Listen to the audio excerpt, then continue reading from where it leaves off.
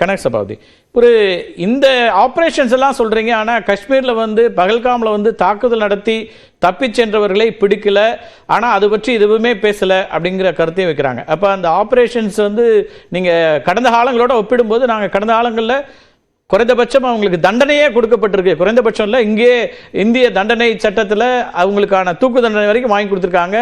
Isolation நடந்துச்சு அப்படிங்கிறார் RK. But இந்த முறை நம்ம குற்றவாளிகளை அல்ல கொலை செய்தவர்களை நம்ம பிடிக்க முடியலையே அப்படிங்கிறார். சார், உலகமே ஏற்றுக்கொள்ளப்பட்ட விஷயம் வந்து மோடி அரசாங்கம் வந்தது பின்னால தீவிரவாதம் குறைந்திருக்கிறது, தக்க பதிலடி கொடுத்து கொண்டிருக்கிறோம் அப்படிங்கிறது. அவர் ஒன்று பிடிச்சதுன்னு சொல்றாருக்கு நண்பர் பெரியவர் நரசிம்மன் அழகா பதில் சொன்னாரு.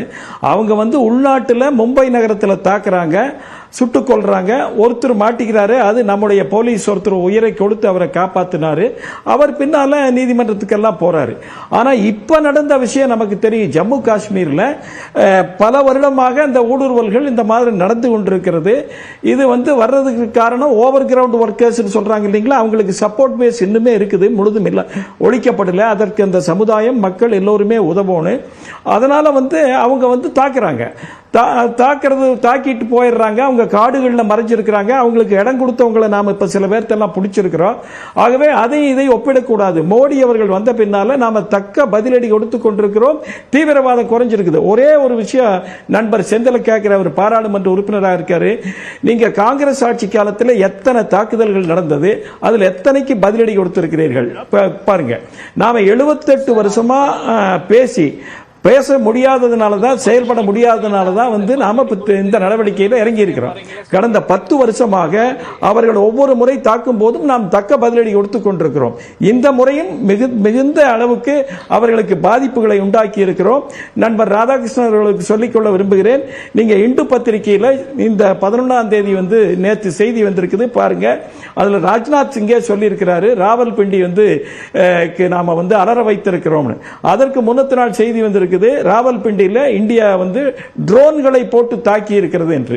ஆகவே நாம் எல்லா விதமான நடவடிக்கைகளையும் எடுத்து இப்போது பாகிஸ்தானுக்கு பயத்தை உண்டாக்கி இருக்கிறோம். இதுவரைக்கும் அப்படி இல்லை. பேசுறது உங்களுக்கு தெரியும். வந்து தீவிரவாதி வந்து இங்க வந்துட்டு கூட போயிட்டு இருந்தாங்க, அவர்களை வந்து நீங்க வரவேற்றுக் கொண்டிருந்தீர்கள். அந்த சூழ்நிலை இப்போது மாறி இருக்கிறது. பிரதமர் சொன்ன மாதிரி ஒரு நியூ நார்மல் என்பது உருவாகி இருக்கிறது. ஆகவே ஒவ்வொரு முறையும் பாகிஸ்தான் இந்த மாதிரி நடவடிக்கைகளில் ஈடுபட்டால் தக்க பதிலடி கிடைக்கும். பாஸ், என்ன காஷ்மீர் இந்தியால கிடையாதா? 200 கிலோமீட்டர் ஒருத்தன் வந்து தாக்கிட்டு போறான், அவன் வந்து காஷ்மீர்ல வித்தியாசம் சொல்றீங்க. என்ன வித்தியாசம் புரியல எனக்கு. என்ன வித்தியாசம்?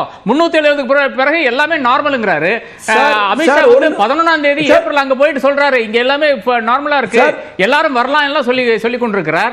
அப்புறம் எனக்கு புரிய மாட்டேங்குது. நீங்க என்ன 200 கிலோமீட்டர் ஒருத்தன் வந்து உள்ள வந்து அடிச்சு போறாங்க, அவனை பிடிக்க முடியாதுன்னு சொல்றீங்க. அப்ப இது ஏன்னா எனக்கு புரியல. எனக்கு நீங்க கொஞ்சம் விளக்குனீங்கன்னா நல்லா இருக்கும்.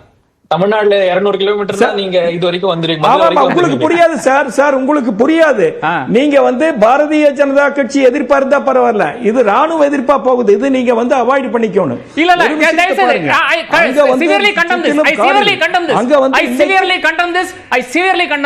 இது வந்து ஒரு செக்யூரிட்டி லேப்ஸ், மனோஜ் சின்ஹானுடைய தலைமையில் இருக்கின்ற காஷ்மீர் செக்யூரிட்டி லேப்ஸ். ஆயிரக்கணக்கான நபர்கள் வந்து ஒரு இடத்துல கூடுகிறார்கள் தெரிஞ்சு அங்க செக்யூரிட்டி கொடுக்காத பாஜக அரசாங்கத்தினுடைய அமித்ஷானுடைய லாஸாகத்தான் நான் காண்கிறேன். நீங்க தயவு செய்து don't say that I am against the army. I am a war correspondent. Do not say this. You have to withdraw that word. நீங்க withdraw பண்ணுங்க. இப்ப withdraw பண்ணனும். நீங்க இந்த மாதிரியான இது I will not allow it.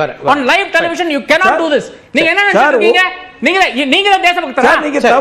நாங்க வேலை பண்றவங்க கேள்வி கேட்டா தேசபக்தி குறைஞ்சு போயிருமா? இது நான்சென்ஸ். சரி, ஆர்கே வர நான் அவர்கிட்ட பேச. சார், அவர் என்ன சொல்றாருன்னா, நான் ராணுவம் பற்றி பேசல, அரசாங்கத்தை சார் என்ன பத்தி பேசுனீங்க. நீங்க தான் தேசத்துரோகி. இல்ல ஆர்கே ஒரு நிமிஷம்.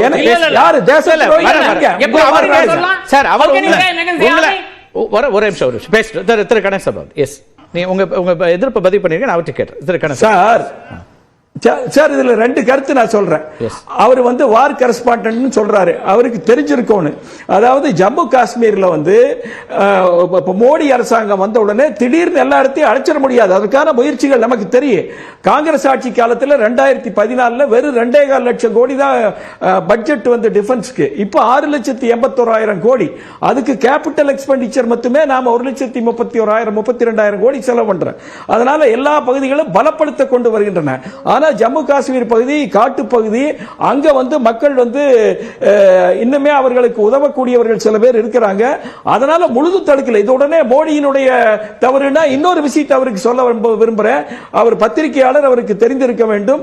நீங்க வந்து அந்த இடத்துல அந்த குறிப்பிட்ட பகல்காம்ல மக்களை அனுமதிக்க கூடாது என்று இருந்திருக்கிறது. ஆனால் உள்ளூர் நிர்வாகம் வந்து அதற்கு அனுமதி வாங்காமல் அவர்களை அழித்திருக்கிறது. ஆகவே அதற்கு யாரு காரணம்? அதுக்கு யாரு காரணங்க? ஆகவே ஒட்டுமொத்தமா இங்க நடக்கக்கூடிய தவறுகளுக்கு எல்லாம் வந்து மத்திய அரசு காரணம் என்று சொல்வது முழுக்க முழுக்க தவறை ஏற்றுக்கொள்ள முடியாது. நிறைய நீங்க காங்கிரஸ் குற்றச்சாட்டு வச்சிருக்கீங்க.